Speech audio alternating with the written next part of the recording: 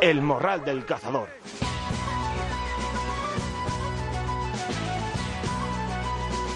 Sí, señor, aquí estamos una semana más. Muy buenos días y bienvenidos al Morral del Cazador, amigos míos. Soy Javier Pérez y tenemos por delante el programa número 50. ¿Qué os he preparado para este programa? Pues veréis. Como siempre, pues las noticias, el pronóstico del tiempo, y en la entrevista de esta semana va a estar con nosotros Javier Sintes, delegado en España de la Federación Europea de Caza con Arco, y que nos hablará de la caza con arco como gestión y herramienta al servicio del medio ambiente. Yo creo que es una entrevista que va a merecer la pena, no os la perdáis.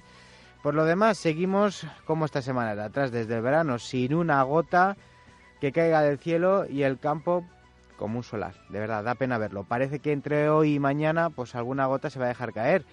Así que a ver qué nos cuenta nuestro meteorólogo para la próxima semana. Y es que estrenamos mes de noviembre, aunque no lo parezca. Pero bueno, menos mal que desde las sociedades nos implicamos en el cuidado de nuestras especies, aportándolas comida y agua, igualito que los animalistas, ¿verdad? Anda, que si tuvieran que hacerlo ellos porque sí, sin ningún beneficio económico, como lo hacemos nosotros, iban a defender, entre comillas, como ellos dicen, los derechos de los animales. Pero bueno, vamos a dejarles tranquilos. En fin, que si nos queréis seguir por las redes sociales, solamente tenéis que meteros en Facebook, en la página y en el grupo de El Morral del Cazador, y seguirnos. Y en Twitter y en Instagram, pues en el perfil @elmorralcazador. Y si os queréis poner en contacto con el programa, pues escribís un correo a elmorraldelcazador@gmail.com. Y sin más, pues pasamos al resumen de noticias.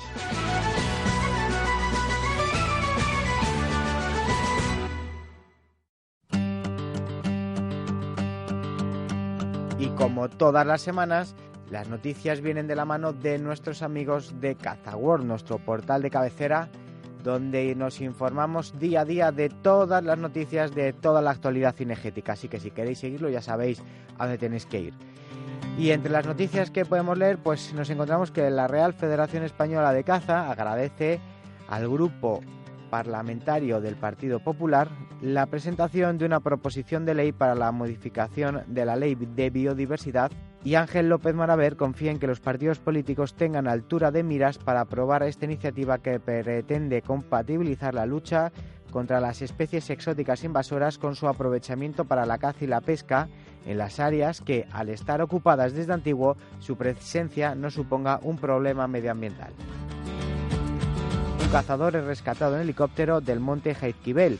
Se trata de un vecino de Irún de 44 años que se encontraba cazando en el monte guipuzcoano, se precipitó por un desnivel de unos 6 metros y tuvo que ser rescatado por el helicóptero.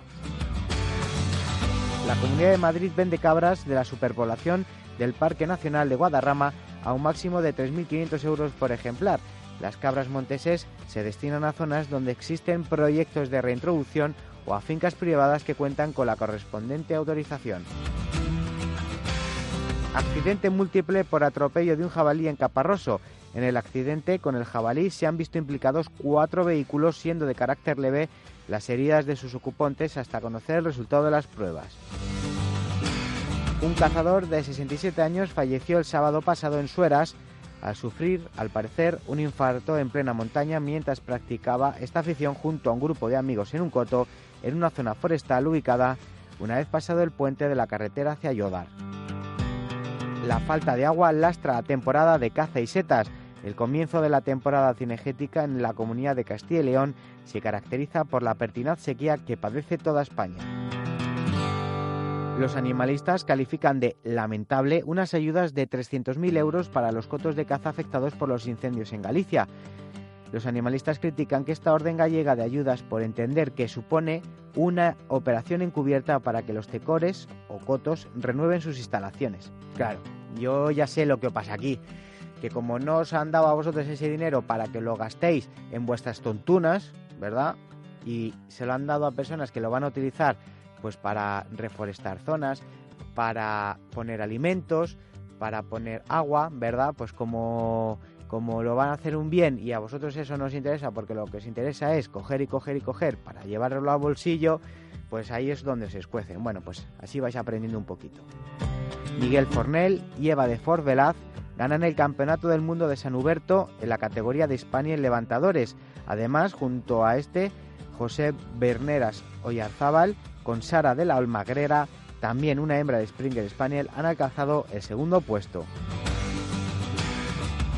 Los cazadores de la Guareña al rescate de la fauna silvestre. Los cazadores se consideran los mayores defensores de los animales y, por ejemplo, los roedores agradecen el maíz y la fruta que los cazadores les proporcionan ante la sequía extrema. En el entorno de Fuentesauco y Fuente la Peña llevan 25 años gestionando los cotos a favor de la reproducción de las especies. Cazaúja será el epicentro de los cazadores aficionados a la caza con perdiz con reclamo. Esta cuarta edición de la feria en Córdoba ha cambiado las fechas para intentar recuperar al público de las primeras ediciones. La muestra se celebra en la pedanía cordobesa con una de las sociedades deportivas con más cazadores de España. Y un año más, Adecana celebra sus jornadas de caza y naturaleza, la número 18, y será el viernes 10 de noviembre a las 5 de la tarde en Pamplona. Están programadas conferencias sobre la labor de los guardas en el control de depredadores y de la caza en el siglo XXI a cargo de Juan Delibes de Castro. También habrá sorteo de premios para los asistentes. La hija de un anciano desaparecido en Zamora pide ayuda a los cazadores. Miguel Fernández desapareció el 2 de septiembre de 2016 y su familia quiere que su caso no caiga en el olvido, por lo que solicita ayuda a los cazadores que pisan los campos cada jornada. Intervenidos un rifle y una escopeta y realizadas varias denuncias en una operación contra el furtivismo en Filambre y Alamilla. Dichas armas han sido intervenidas a sus poseedores por no presentar en ese momento documentación que acredite su identidad, licencia de armas ni guía preceptiva de las mismas, documentación reglamentaria que deberá llevar consigo el cazador, entre otros documentos. Y las denuncias realizadas son por entablillar zonas libres y haberlas incluido dentro del coto y por haber pillado infraganti a cazadores en terreno libre. Y finalizamos con una buena noticia donde podemos leer que terminó la pesadilla del equipo español de tiro en Abu Dhabi. Termina así una pesadilla que empezó el domingo pasado por la noche, cuando los componentes del equipo español llegaron a Abu Dhabi procedentes de Nueva Delhi, donde habían participado en la final de la Copa del Mundo. Cuando se disponían a embarcar rumbo a España, un empleado de la compañía se lo impidió por un problema burocrático con una de las armas que portaban. Los tiradores quedaron entonces bajo custodia policial en un cuarto de unos 30 metros cuadrados que solo han podido abandonar para ir al cuarto de baño y siempre acompañados.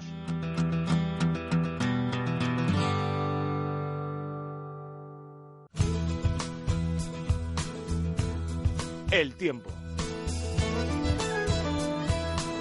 Don Enrique García, muy buenos días. ¿Qué tal, Javi? ¿Cómo estás? Bueno, pues muy bien, parece que hay cambio de tiempo, ¿no? Parece que tenemos una tendencia a que haya algo más de humedad en el ambiente. Sí, la verdad que estos próximos días esperamos que haya un tiempo mucho más movido, que la atmósfera esté mucho más activa y que tengamos precipitaciones que poco a poco van a ir quedando repartidas por muchas zonas del país, aunque hay que decir que de la próxima semana, de los próximos días, los que van a repartir más lluvia de forma más generalizada son tanto hoy como mañana, sobre todo la jornada del sábado, la de mañana, cuando la borrasca que tenemos ahora frente a las costas portuguesas acabe adentrándose en la península y recorriéndonos de oeste a este. Eso va a hacer que mañana, ya digo, sea un día en el que haya que sacar el paraguas prácticamente en todo el país. Hoy de momento, pues eso, lluvias sobre todo hacia el oeste peninsular, vertiente atlántica, en la zona centro, se irán repartiendo un poco más hacia zonas de la parte más oriental del país, aunque no llegarán al Mediterráneo ni a Baleares. Poca lluvia en el Cantábrico, hablamos sobre todo, ya digo, del oeste peninsular, donde hoy más va a llover, incluso en el suroeste de Andalucía, Huelva, Sevilla, Cádiz, también en Badajoz, en zonas del sistema central podemos tener precipitaciones incluso más abundantes que en otras zonas. Incluso en Canarias también puede llover hoy, sobre todo en las islas occidentales, al norte de Tenerife, al norte de la isla de La Palma, por ejemplo.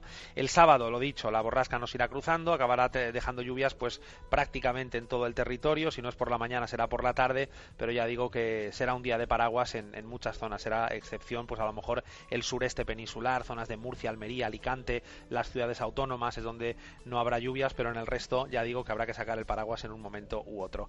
Y ya a partir del domingo la inestabilidad se va a quedar más centrada en el norte del país, en las comunidades del Cantábrico y en los Pirineos, metros. El domingo ya empezaremos a ver nevadas, puesto que las cotas caerán hasta 900, 1200 metros en los Pirineos, en 1200, 1400 metros en la cordillera ibérica occidental, se quedará en 1200, 1600 metros la cota en la Cantábrica, así que bueno, pues eso, ya habrá lluvia, ya habrá nevadas, como digo, con esa cota de nieve y con esa bajada de temperaturas que va a ayudar a que los copos aparezcan pues en altitudes que para los Pirineos 900 metros pues es prácticamente casi cualquier cota, así que bueno, pues no es mala noticia que ya el otoño llegue con más fuerza y que veamos, ya digo, un fin de semana bastante movido. Y a partir del lunes, pues eso, Cantábrico, Alto Ebro, Pirineos, este de Baleares, tendremos algunas precipitaciones que incluso podrían ser localmente fuertes. En la mitad norte también podría llover en la jornada del lunes y en el resto bastante poca cosa. Seguirán las cotas de nieve bastante bajas en los Pirineos, por ejemplo, en 700 o 900 metros. Y en los siguientes días... Con frío, entonces. Sí, más frío. La verdad que yo más que la lluvia, que no va a ser tan generalizada durante la semana que viene, que hablaremos sobre todo del norte peninsular, de zonas, ya decía, de Baleares, pero que pues, a lo mejor hacia el centro o hacia el sur no habrá tanta precipitación. El protagonista sí que va a ser de forma más general el frío, porque las temperaturas van a caer, se va a colar una primera lengua de aire frío que va a venir desde el norte de Europa y que va a hacer que las temperaturas caigan hasta valores, si no invernales del todo, pues casi, o sea que el frío va a ser protagonista. Normales para la época en la que estamos.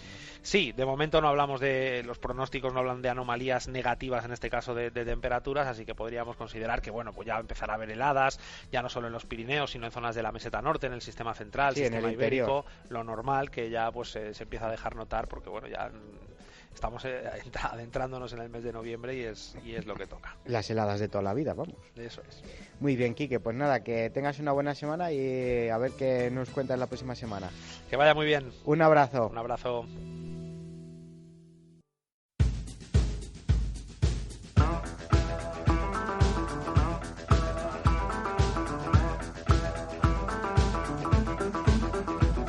El Morral del Cazador.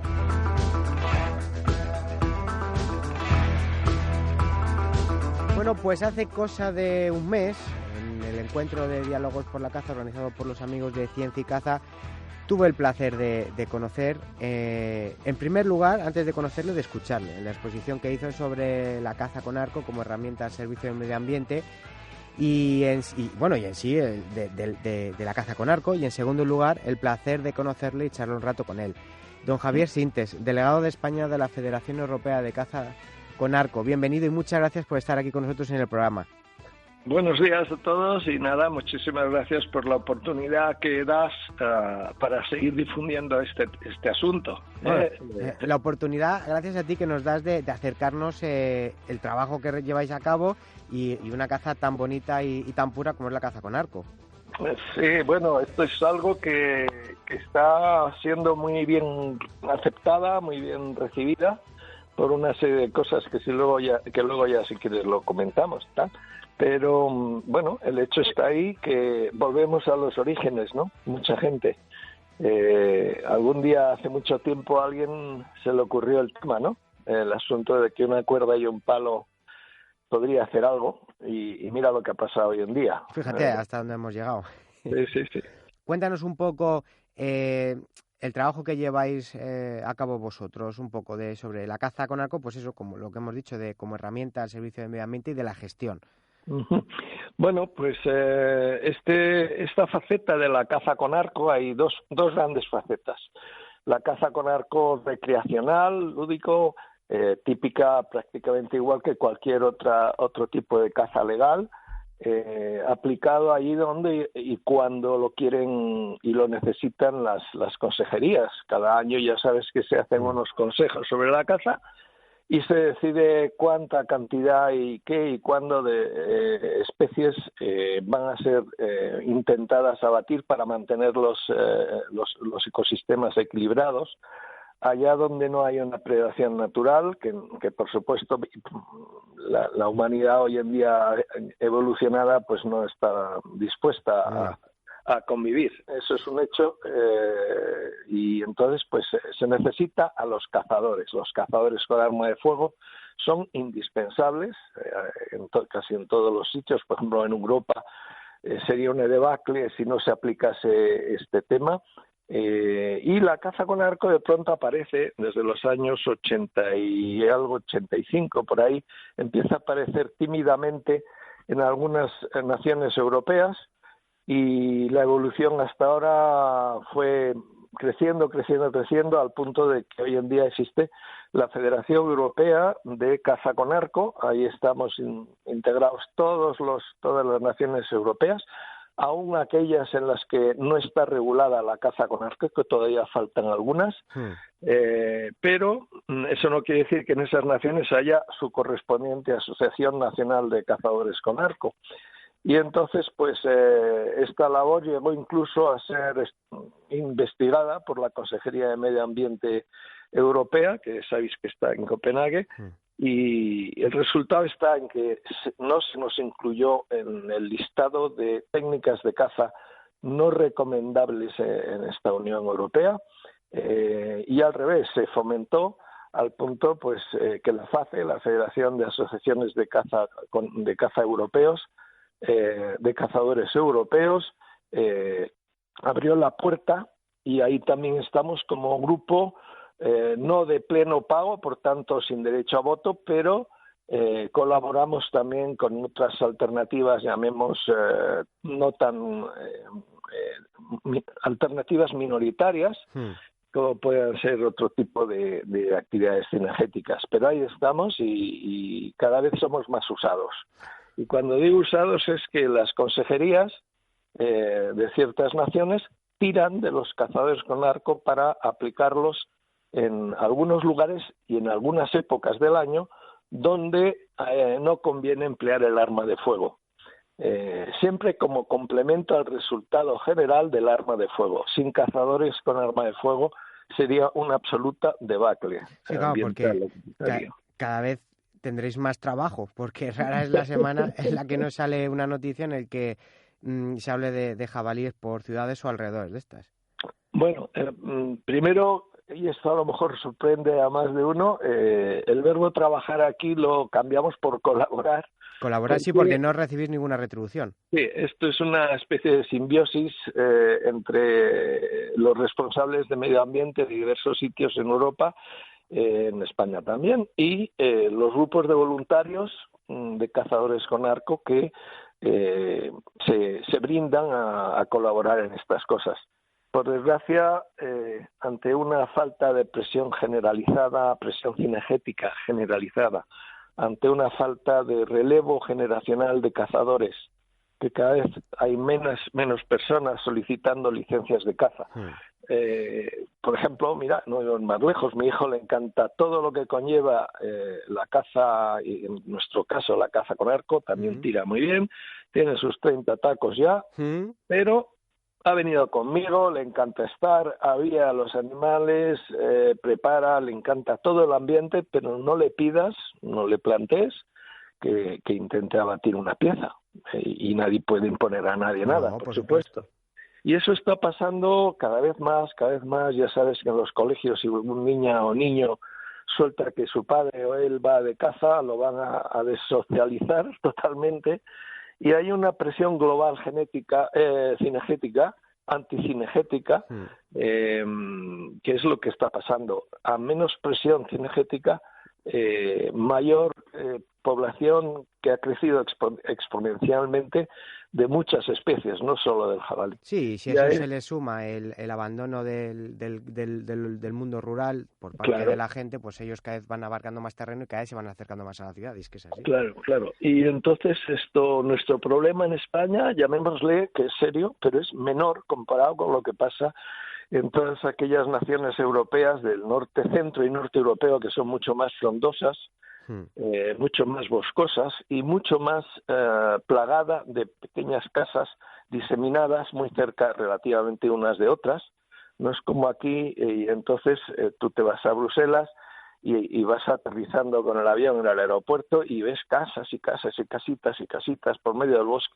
No tienen grandes bosquedales, salvo algunas zonas muy concretas, y esos jabalíes, pues oye, ellos quieren y han de sobrevivir como puedan. Y han visto que el ser humano ha dejado de ser, están concibiendo que el ser humano ha dejado de ser una amenaza. Entonces las madres no enseñan a las crías que cada vez que huelan, vean o escuchen un ser humano que salgan por ahí pitando o que se escondan o tal. No, cada vez están más familiarizados y se están comprobando además cambios genéricos muy llamativos. Uno de ellos es el que están regresando al concepto de la macropiara.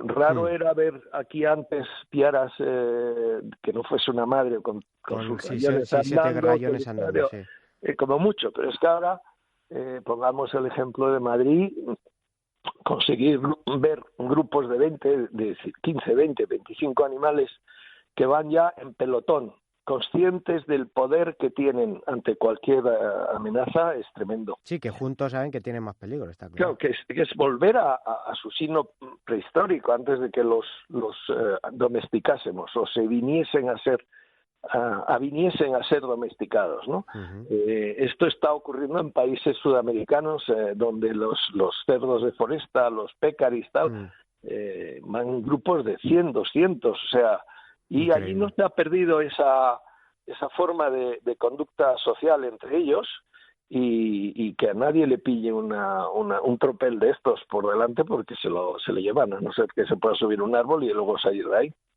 Es un animal que en cuanto recupera su noción de ser un animal silvestre potente, pues entonces empieza a dialogar, entre comillas, de esa forma.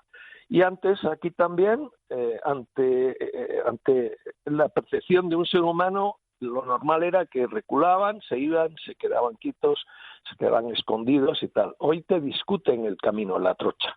Hay mucha gente que va a hacer footing por los bosques aledaños de Madrid y nos cuentan eso, y ciclistas que van por ahí que llegan a tener verdadera preocupación por cómo les hacen frente, sí, van.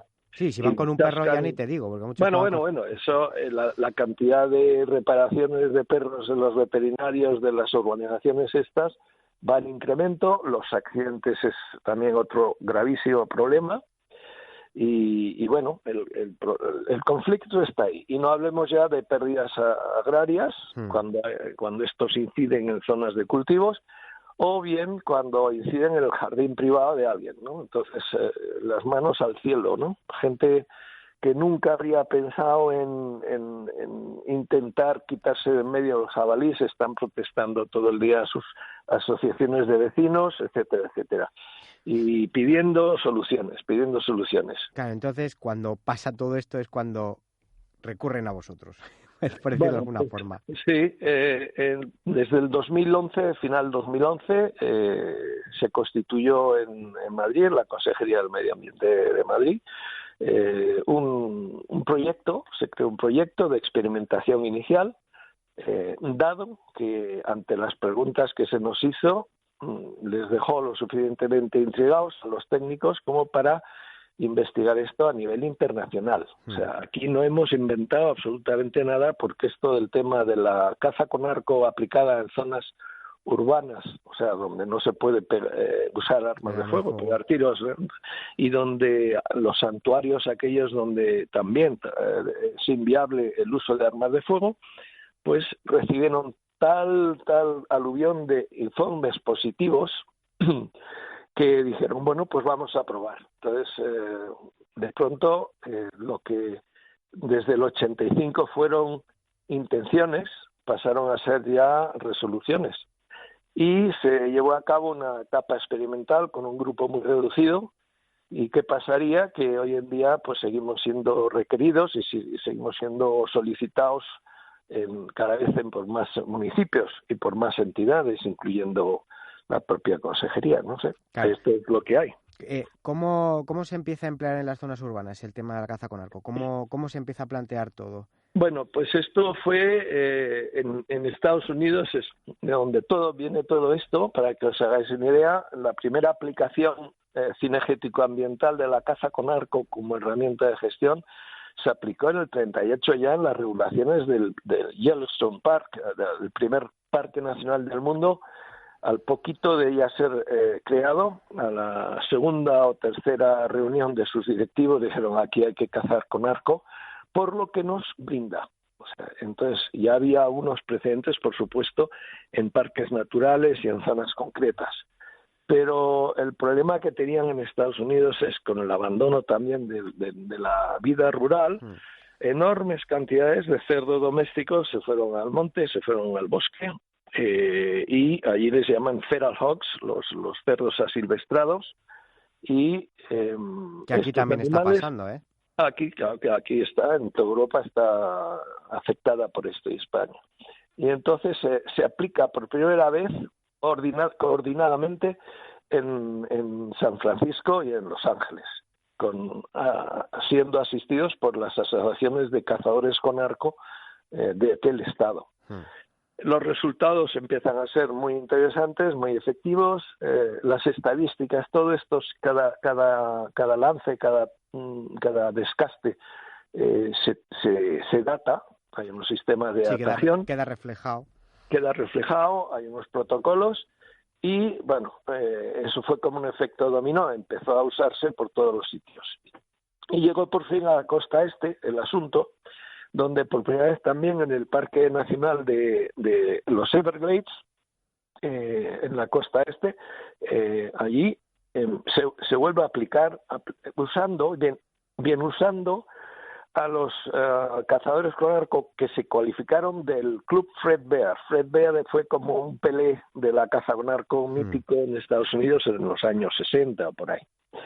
Y todo esto va creciendo, salta a Canadá, se empieza a aplicar en distintas ciudades, y después ya pegó el salto a otras naciones del mundo. Sí, a otros continentes, Europa, claro, sí. África, Asia, toda una serie de sitios, y de pronto ya entra en Europa.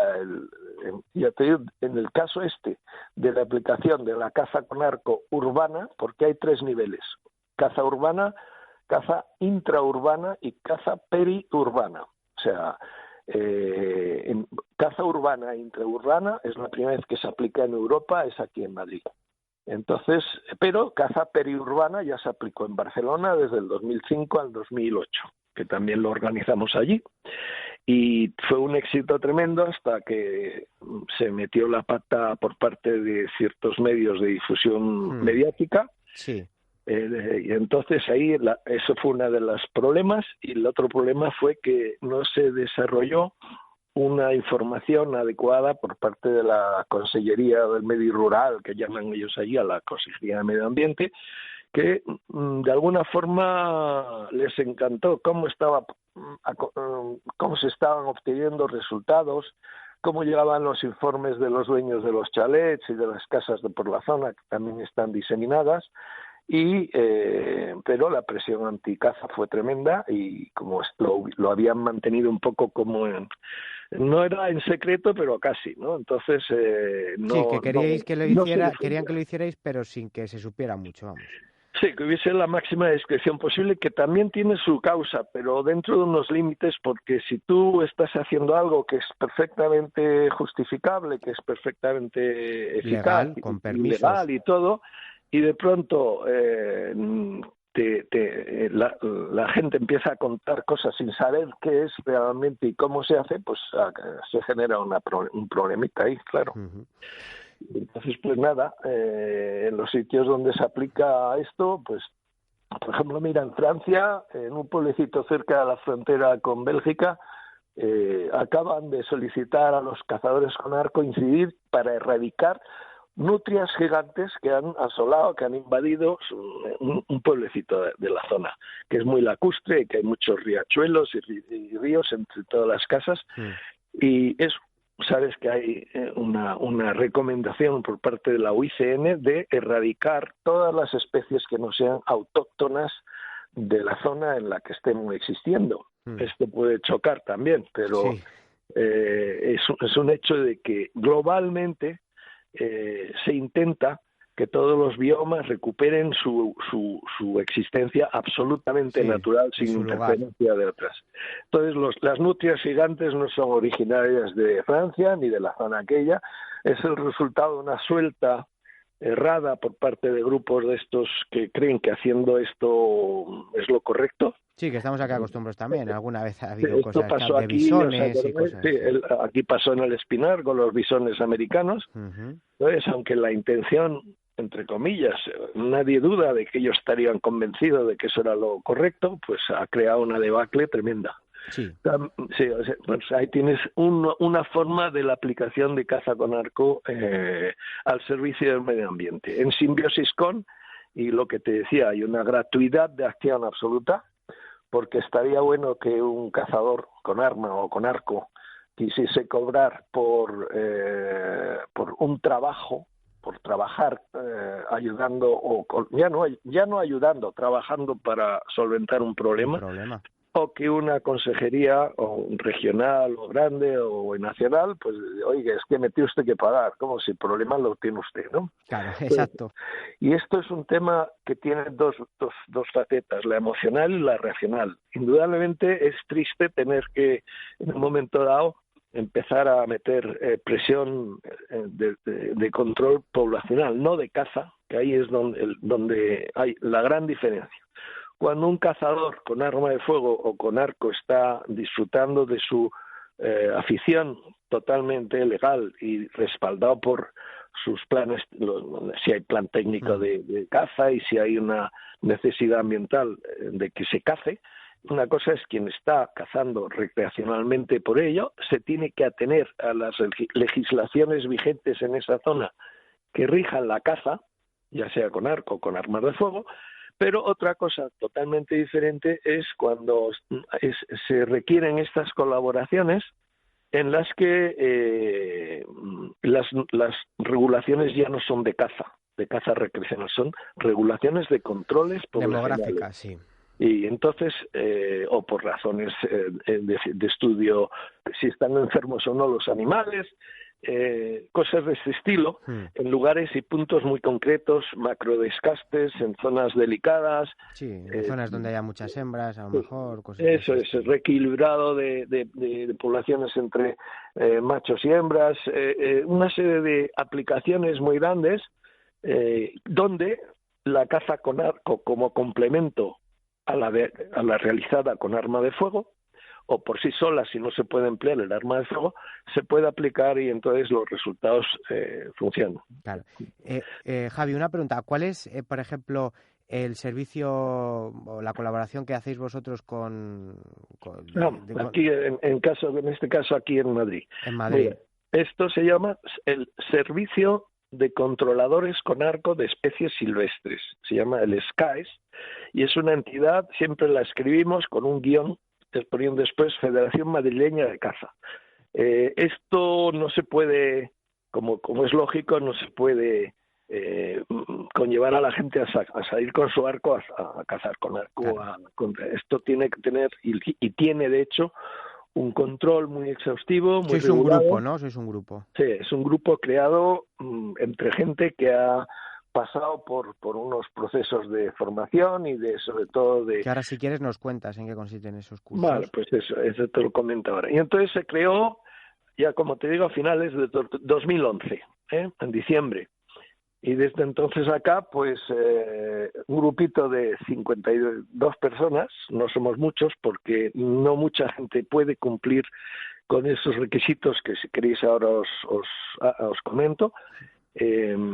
Pues estamos continuamente siempre hay algún ayuntamiento, algún municipio, muchos de ellos, la mayoría repite tras ver lo que pasa y nos van solicitando esa colaboración, ¿no? Entonces, pues este grupo empezó, como te digo, en un proyecto experimental en el cual 10 personas fuimos enseñando a la guardería forestal, a los agentes, a la consejería, de qué iba este tema. Nosotros lo único que hicimos fue adaptar lo que se hace fuera, en donde ya está muy experimentada este tipo de colaboración. Uh-huh. Entonces, aquí algunos han creído que es un invento de Madrid. Pues no. Esto es una adaptación de lo que se hace fuera. Como te digo, empezó allí en San Francisco hace mucho tiempo.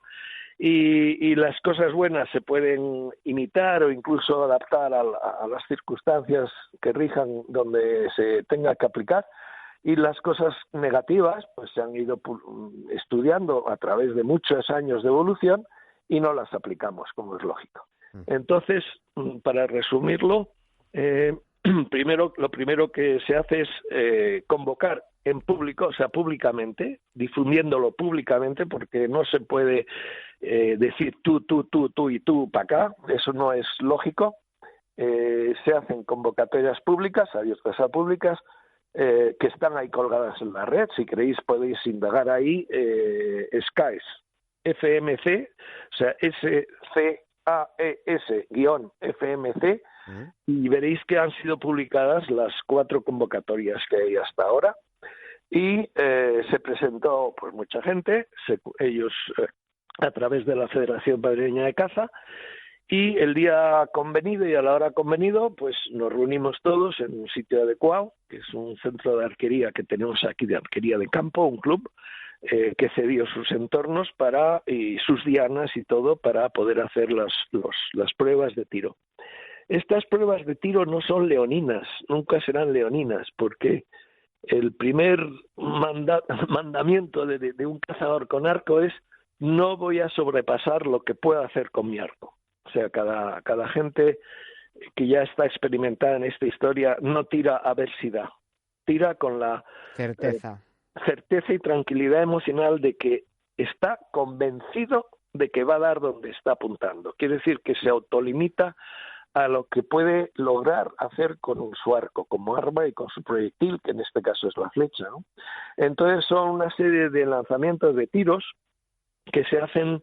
El examinado queda aislado del grupo, que se queda esperando en otro sitio, se le va llamando a la gente, y entonces ese examinado llega a la zona de pruebas, ahí se encuentra con los que le van a examinar. Se trata también de emular un poco la tensión emocional que pueda vivir esa persona. Se le está filmando con un camarón justo al lado, que también incide con la idea de... Que no es cualquier prueba, vamos, por lo que estás contando tiene su miga. Claro, es que no se trata solo de que le tires a una cajetilla de tabaco y le pegues a 90 metros, que hay gente que lo hace, ¿no? Se trata de que estés viviendo una situación compleja, emocionalmente compleja, porque nos interesa más ver el temple del personal que su capacidad de como arquero, ¿no? Sí, reacción, entonces, todo, claro. Sí, y de hecho lo de la cámara, te comento, pone nervioso la gente que está ahí en silencio mirándote muy serio, ¿no? Sí. Porque eso es lo que hemos después vivido todos, nos hemos autoexaminado, igual que lo que hemos hecho nosotros es lo que pedimos que hagan los demás, ¿no?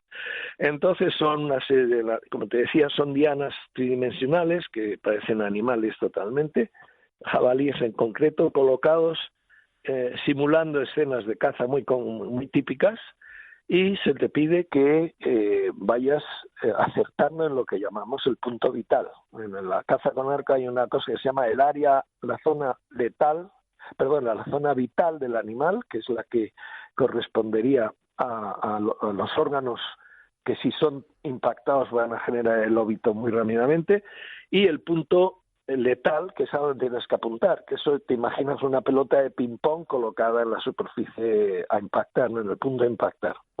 Y, por ejemplo, los elefantes son enormes y todo lo que quieras, pero cuando se caza con arco un elefante solo hay un puntito justo encima del codillo que tiene el tamaño más o menos de una pelota de ping-pong. O sea, no es que por muy grande que sea el animal tengas opción a tirar una flecha así como así, ¿no?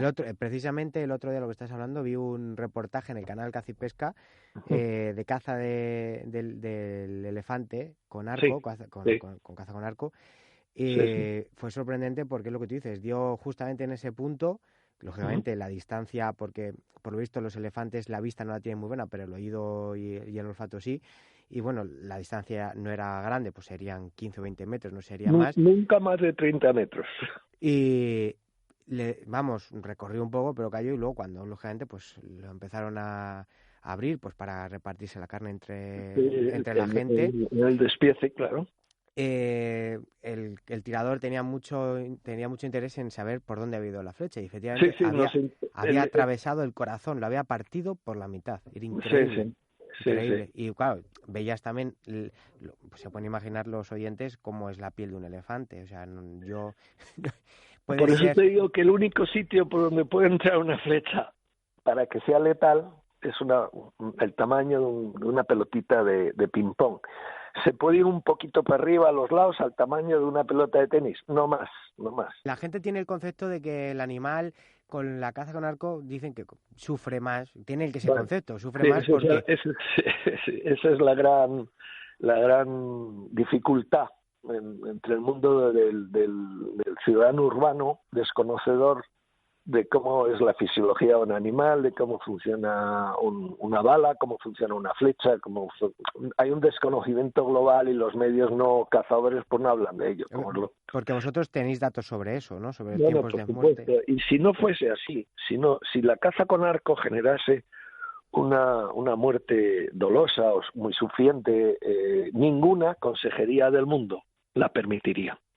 Esa es una de las cosas que están ahí. Y prácticamente todas las consejerías del mundo la fomentan, no es que la quieran, fomentan este tipo de caza, ya te digo, que complementa perfectamente a la otra, a la clásica. Y lo de quitar la vida a un animal, que es un tema por lo menos para la gran mayoría de cazadores y para mí muy serio, no es nada, llamémosle, gozoso, por llamarlo de alguna forma, aunque el disfrute de lo de la caza va por otro lado. Para el no cazador, y no te digo para el anticaza, pues creen que es que lo que se nos cae la baba cuando matamos un bicho, ¿no? Entonces, todo esto es muy disneyano, ¿no? Esas reacciones están llenas de buena intención, nadie lo duda, pero cuando esos jabalíes a mucha de esta gente le destrozan el jardín, les cambia el esquema, ¿sabes? Cuando les afecta personalmente, desde una calle en medio de una ciudad, sin tener que convivir con ello, pues no hay ningún problema. Eso nos contaba el otro día en una entrevista que hicimos al presidente de la Sociedad de Cazadores de Alcázar de San Juan, pues que los animalistas en un principio pues tienen plaga de conejo, entonces pues ponían el grito en el cielo porque tienen que estar cazando todo el día los conejos.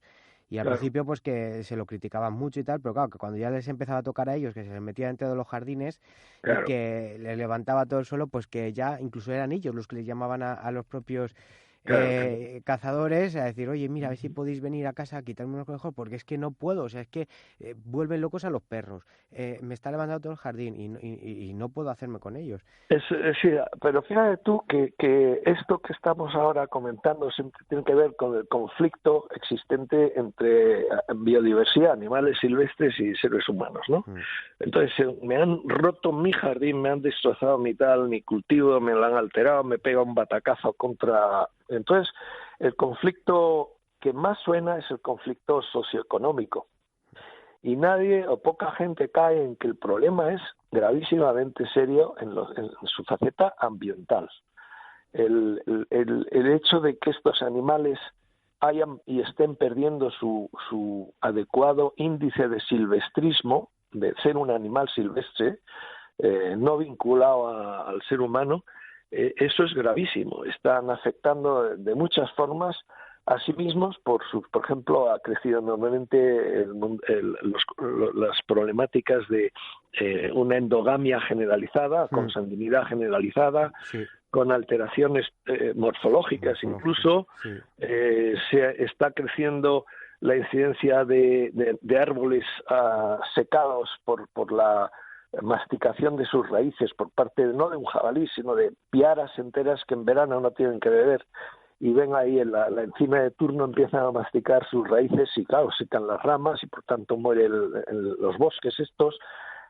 También otro problema que tienen grave es que está concibiéndose como graves, que se están convirtiendo en reservorios de enfermedades que pueden llegar a transmitirse al ser humano.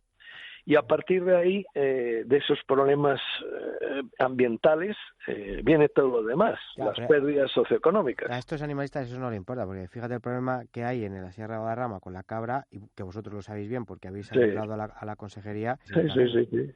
Y es una pena porque el día que aquello explote, y además explotar quiere decir lo que ha pasado en Cazorla en el 80 y algo, lo que pasó en los Montes de León también, por ahí.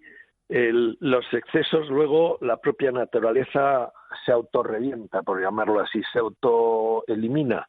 Entonces, normalmente incide en epidemias muy rápidas, muy drásticas, muy letales, que acaban con toda la población existente en una zona dada.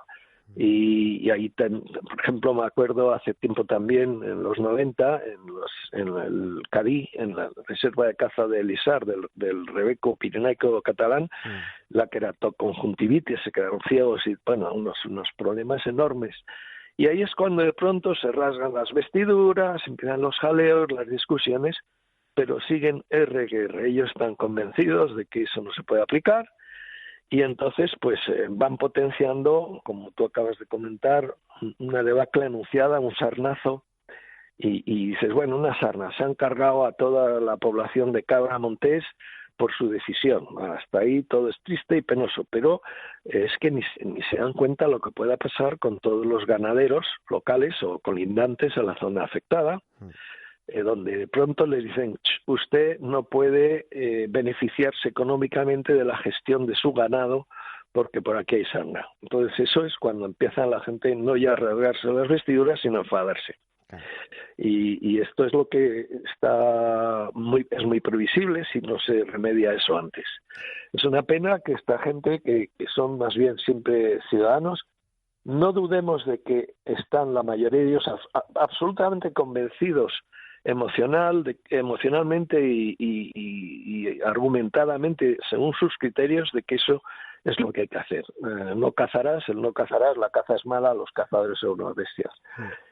Poco a poco se está viendo que muchos de los dirigentes de estos grupos son conscientes absolutamente de lo que están haciendo, que tienen conocimientos perfectamente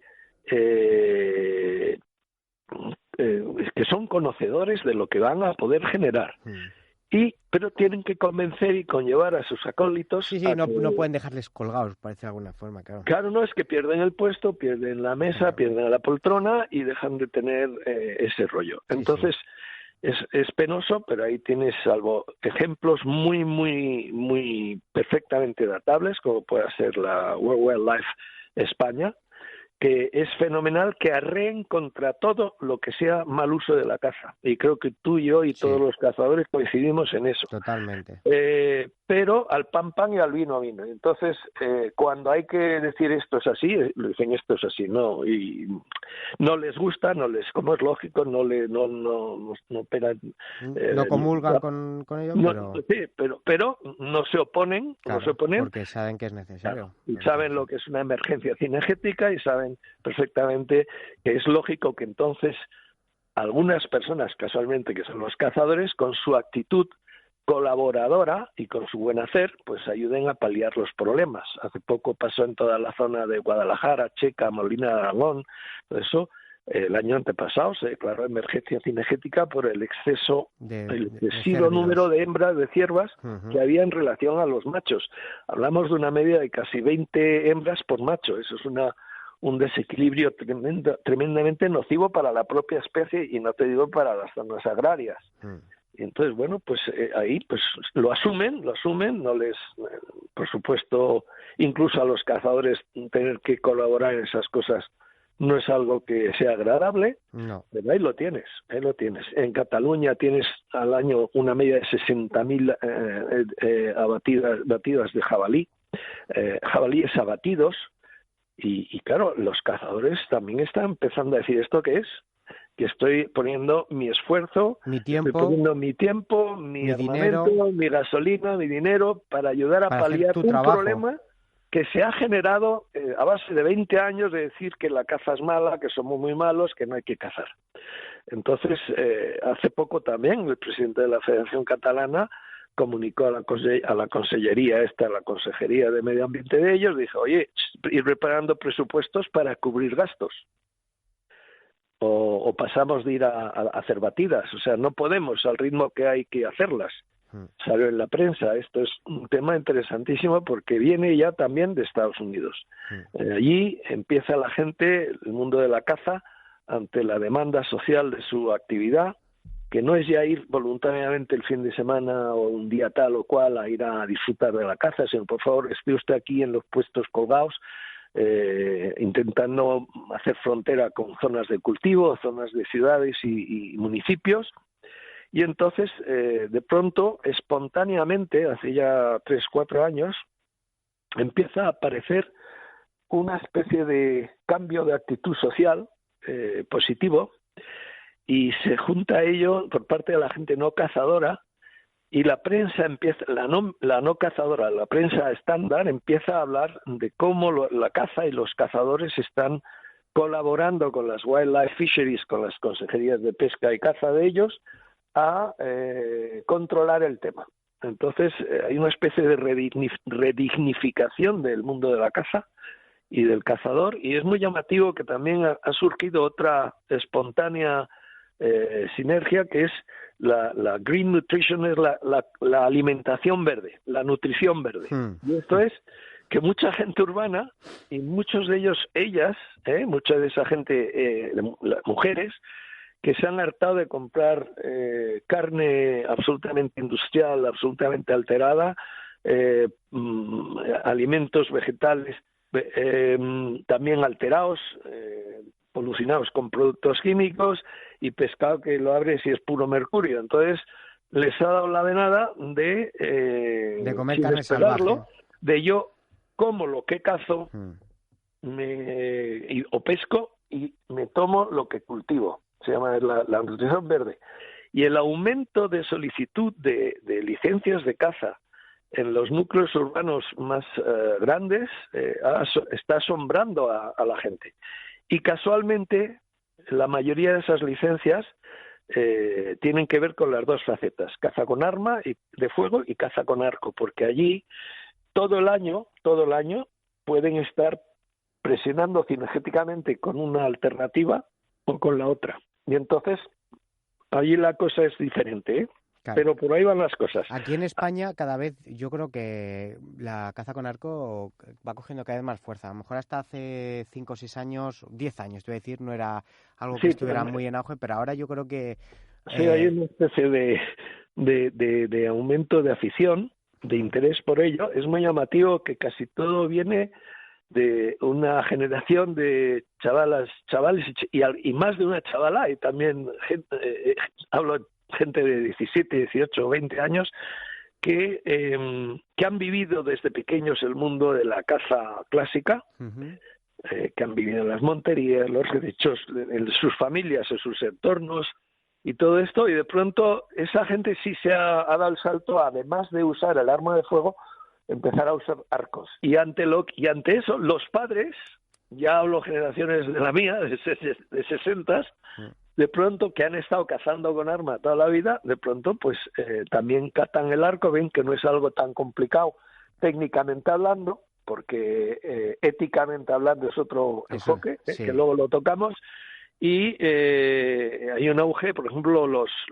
esto lo sabemos también porque las importadoras de material de caza con arco no dan abasto. Entonces hay varias entidades en España ya, unas 6 o 7, que bueno, la demanda es cada vez mayor y continua. Entonces, y no de arquitos de jugar, hablo de arcos ni de tirar a la diana, hablo de arcos y material de caza. Claro.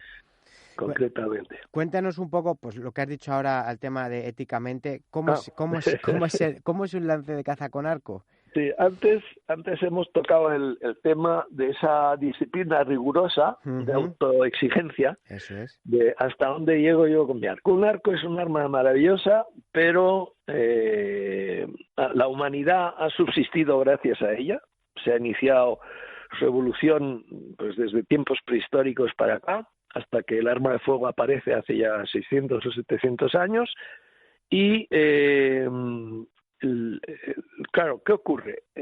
Hay dos tipos de gente. Hay gente que se toma el asunto en serio y se limita a cazar dentro de lo que puede lograr con su arco, y hay gente que es que no tiene esa madurez, llamémosle gente inmadura en este sentido, que se dedica a ver si da y tal. Gente que son tiradores excelentes cuando están tirando a dianas de estas tridimensionales, que son capaces de colocar las flechas donde ellos quieren y cuando quieren. ¿Y qué pasa con esta gente? Que se autoaplican esa política cuando van a cazar. Entonces, ¿qué pasa? Que tiran de lejos, tiran a las distancias que ellos controlan con el arco. Eso no quiere decir que haya virtuosos del asunto, conocedores perfectamente de lo que pueden hacer en las circunstancias en que esté un ejemplar.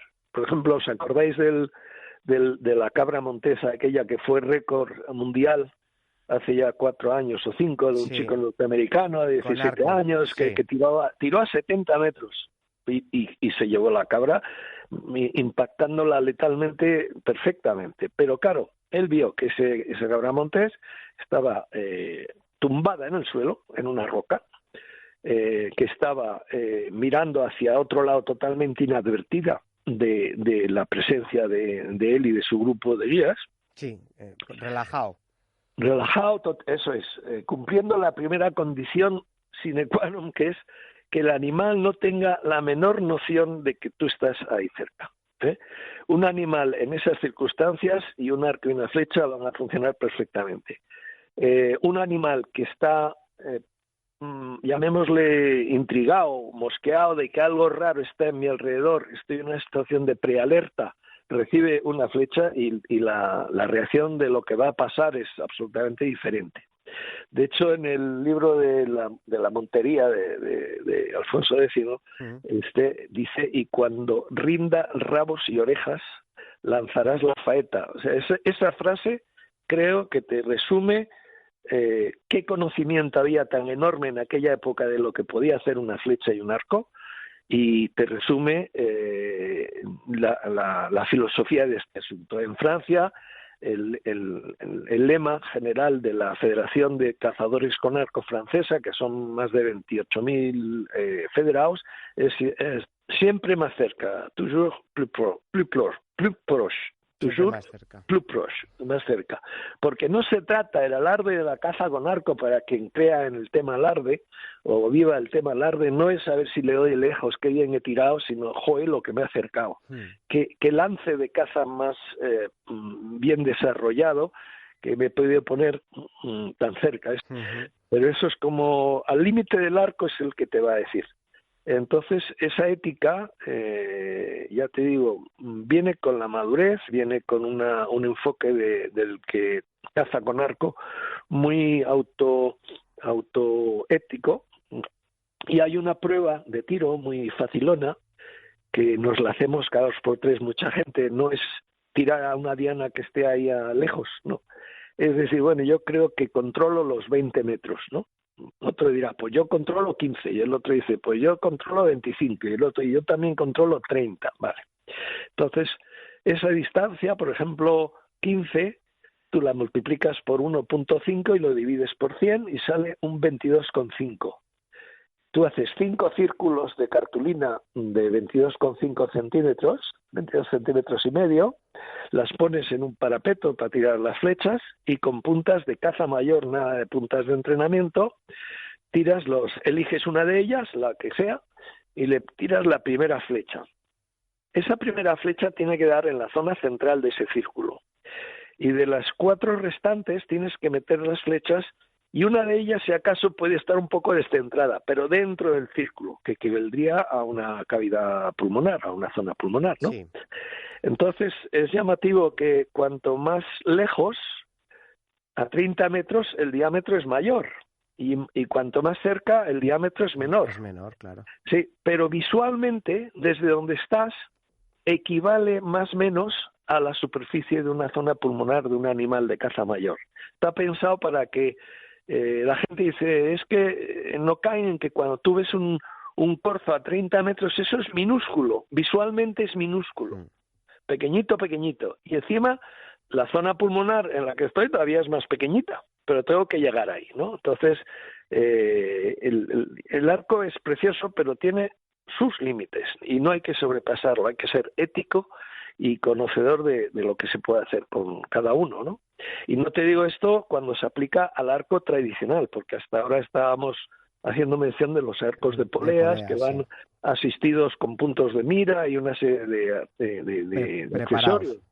Sí, la belleza, por ejemplo, de cazar con un arco tradicional, la ética, la elegancia, la mítica que pueda conllevar es enorme, pero es que entonces de 30 metros pasamos a 15 metros, ¿entiendes? O sea, salvo los virtuosos que son capaces de asegurar tiros a distancias de como mucho 40 45 metros, pero también porque están usando arcos de unas potencias elevadísimas con unas prestaciones que no te las da un arco normal, y son 4 o 5 personajes del mundo. O sea, ya quisiera yo ser un virtuoso de esos. Yo, por ejemplo, para que te hagas idea, no me paso de 20 metros de distancia. Todo lo que no esté entre mi puesto y 20 metros de distancia es que lo disfruto, lo veo, lo miro con los prismáticos, me lo paso pipa, pero ni se me ocurre por el forro tirar a un ejemplar de caza mayor por encima de la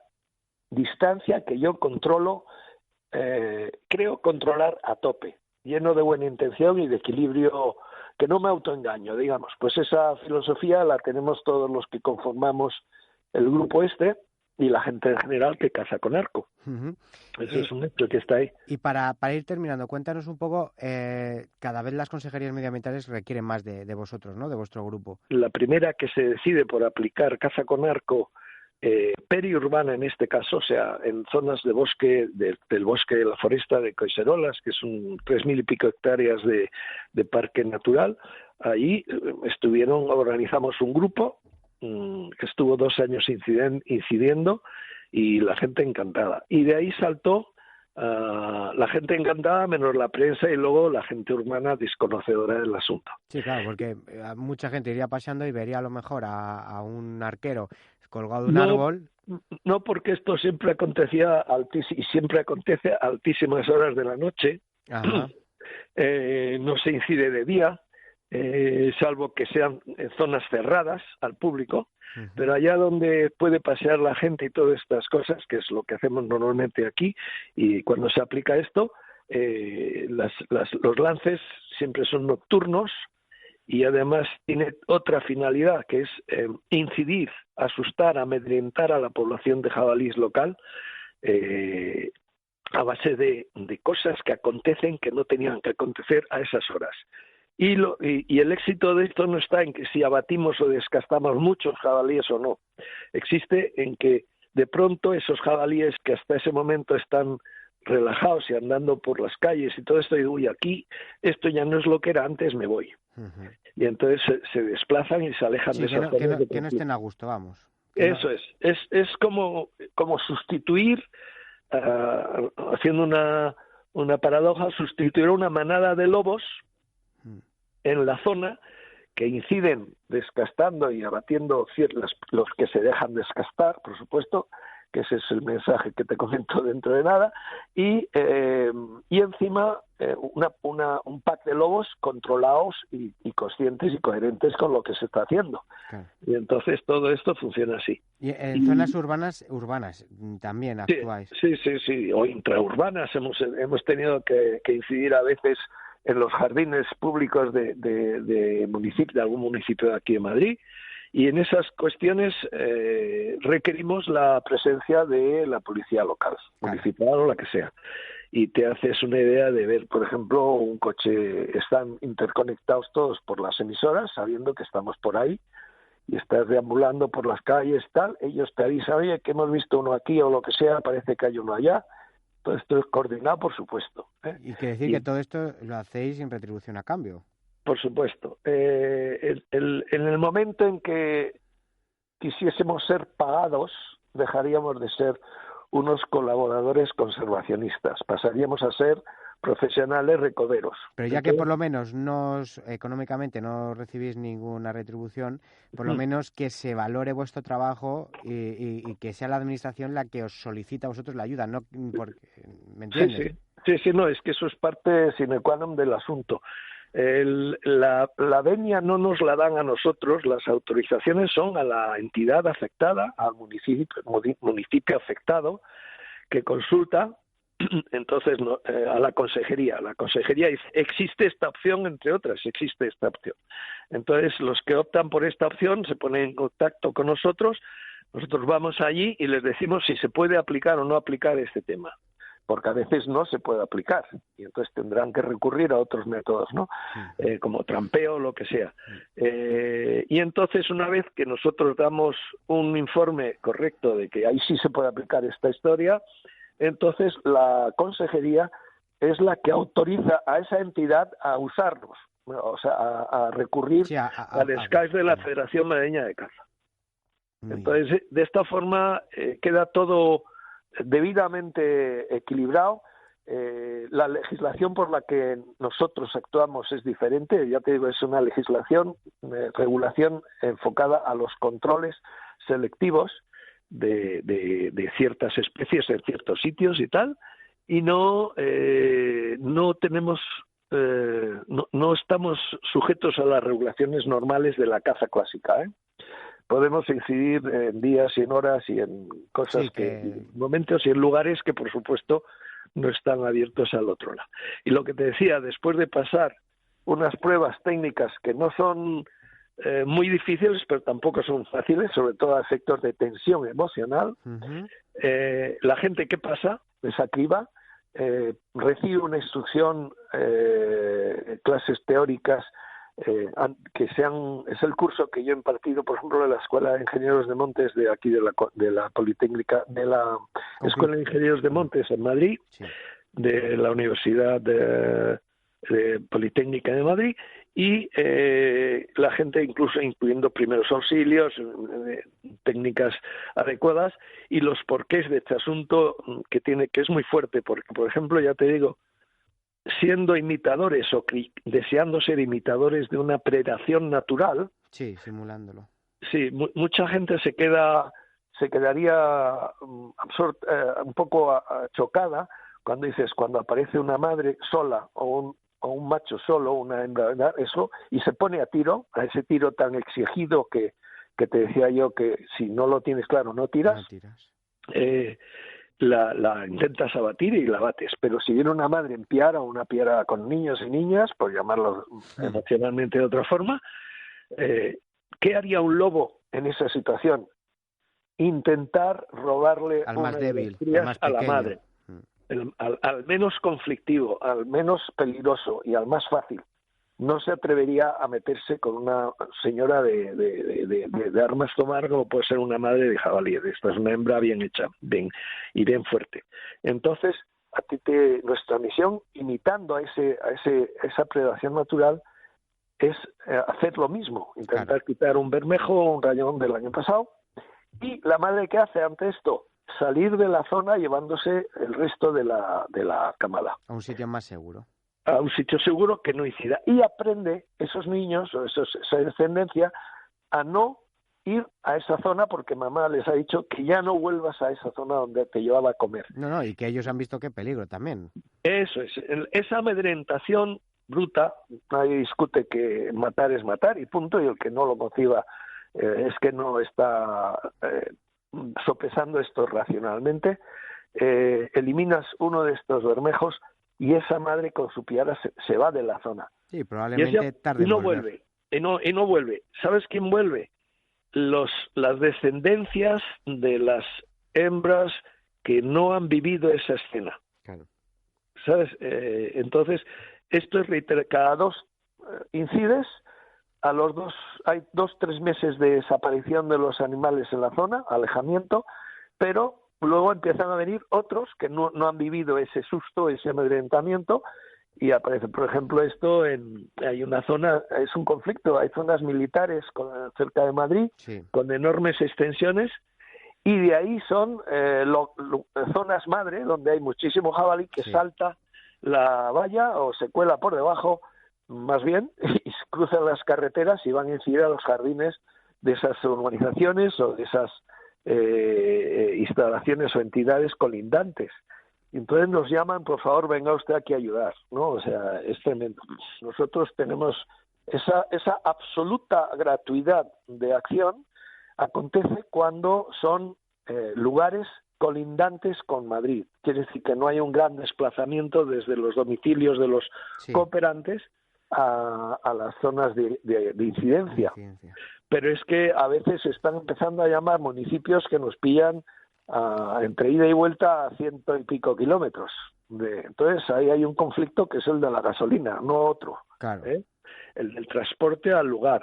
Entonces se está barajando que aquellos municipios que nos soliciten ayuda estando alejados del centro urbano, a una cierta distancia, que cubran de alguna forma el esfuerzo del que ha cooperado en la zona.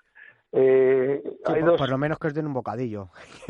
Algo, porque ten en cuenta que lo hacemos encantados, estamos ahí, no hay ningún problema de voluntariedad en el tema, pero a veces ya hay distancias donde ir una vez vale, pero ir varias veces seguidas, porque para lograr tener éxito hay que hacer muchas esperas, muchísimas esperas, en las que ves que esos animales están por ahí, pero no se ponen a tiro, lo que decíamos. Aparte, siempre tiramos de arriba abajo, desde los árboles hacia el suelo, por seguridad. No hay alternativa alguna a que esa flecha salga por ahí rebotando de ninguna forma, porque en todo caso, tras atravesar la pieza, se queda hincada en el suelo. Cuéntanos un poco qué ocurre tras el impacto de la flecha. Vale, pues otro de los aspectos es que la gente no concibe qué pasa cuando una flecha ya ha impactado en un punto letal de un animal. De caza, por supuesto. Resulta que los veterinarios, los fisiólogos e incluso gente que ha sido herida no letalmente por flecha, por un rebote incontrolado de alguien o lo que sea, o que se ha cortado a sí mismo, se ha pinchado a sí mismo al caerse o lo que sea, que es una incidencia mínima de los accidentes en la caza con arco, es prácticamente rarísimo, ¿no? Pero bueno, siempre puede pasar.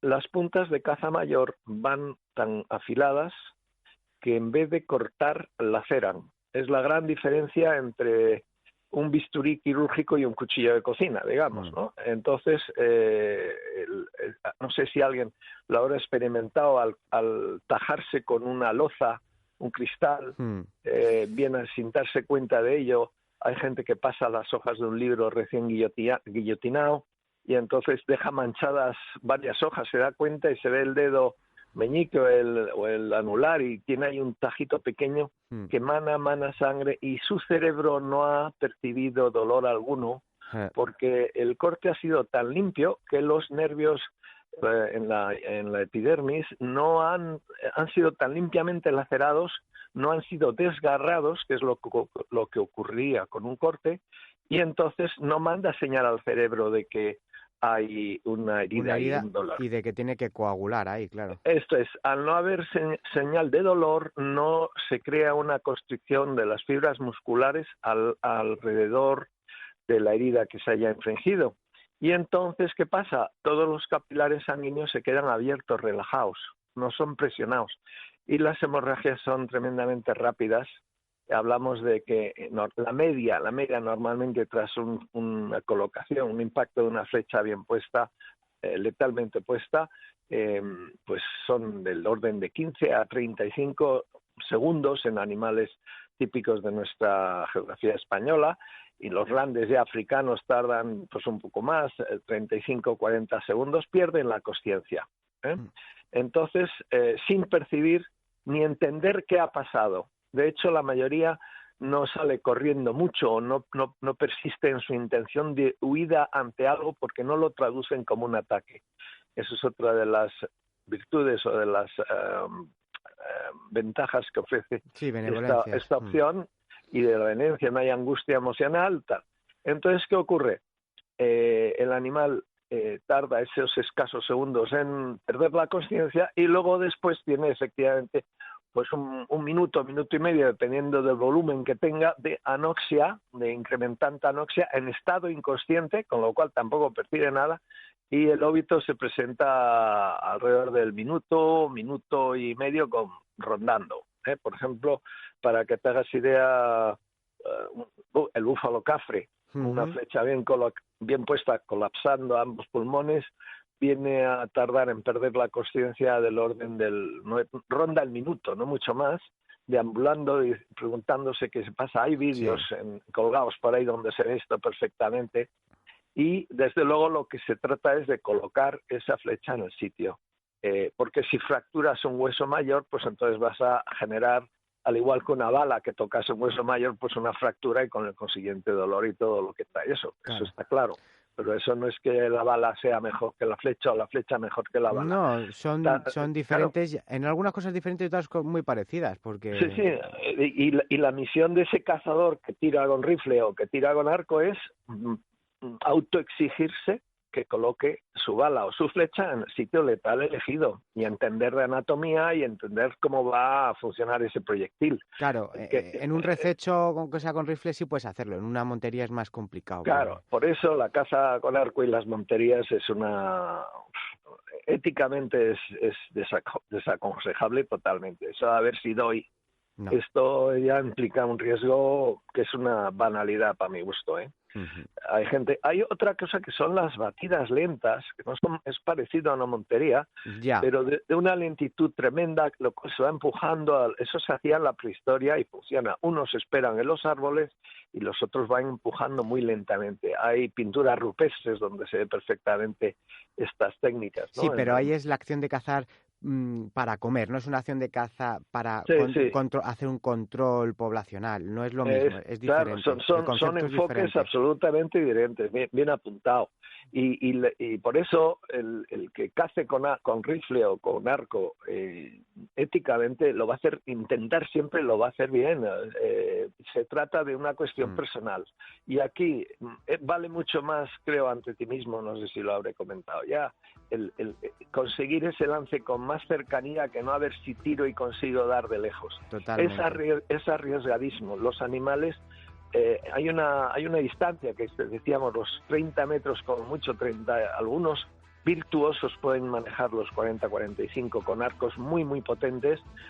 El animal puede, desde que tú sueltas la cuerda hasta que llega, es un segundo, pero a lo mejor en el segundo ha avanzado un pasito para tiscar otro matojillo, otra hierba, y ya le has empanzado o ya le has encuellado. ¿Por qué? Pues porque el animal no es una cosa quieta, es un animal que está vivo y se mueve y tal. Y no digamos, si tiras más de lejos, perciben el zumbido de la flecha llegando hacia ellos y entonces intentan esquivar lo que se les viene encima. ¿Qué ocurre? Pues que volvemos a no impactar en la zona letal. Por eso hay que atarse mucho las emociones y hay que acertar con la máxima rigurosidad posible. Esta es la filosofía de esto. Bueno, Javi, pues yo creo que nos lo has explicado, no te iba a decir bien, no, pero mejor que bien. O sea, bueno, es verdad que nos hemos ido de tiempo, pero ha sido una entrevista súper interesante, ¿verdad? La gente que desconozca este mundo y sobre todo la labor que hacéis y cómo la hacéis, yo creo que les ha quedado meridianamente claro. Y nada, pues yo te agradezco todo lo que nos has contado en el programa. De verdad, muchísimas gracias. Pues me alegro mucho y si alguien quiere conectar, por lo que sea, la Federación Madrileña de Caza puede preguntar ahí, que no hay ningún problema y me tenéis a vuestra disposición, por supuesto, también. Perfecto, pues nada, seguimos en contacto para cualquier cosa que necesitéis, ¿de acuerdo? Venga, si hay novedades, te mantengo informado. Muchas gracias al Morral del Cazador, que desde luego lo hacéis fenomenal. Venga. Muchas gracias, un abrazo. Gracias, Javier. Vale, hasta otra vez. Pues hasta aquí hemos llegado, amigos míos. Nos hemos ido muchísimo de tiempo, ya veis, casi 1 hora y cuarto de programa, pero es que Javier es una enciclopedia y, bueno, la verdad es que nos ha hecho un resumen de lo que es la caza con arco, la historia de la caza con arco al servicio del medio ambiente, cómo se ha ido introduciendo desde Estados Unidos a todo el resto de países y la labor que desempeñan, cómo lo desempeñan. Yo creo que la verdad es que es digno de admirar. Y bueno, pues espero que os haya gustado y nada, que haya sido de vuestro interés. Que lo que os digo siempre, que disfrutéis del campo y de la caza de este fin de semana, del sábado y del domingo, que tengáis cuidado con la carretera, con los coches, por favor. No hay ninguna prisa ni para ir a cazar ni para llegar a casa, así que todo con cuidadito y con buena letra, despacito y buena letra. Y que nos escuchamos dentro de 7 días. Y ya sabéis que la caza bien entendida no es muerte, sino vida. ¡Viva la caza!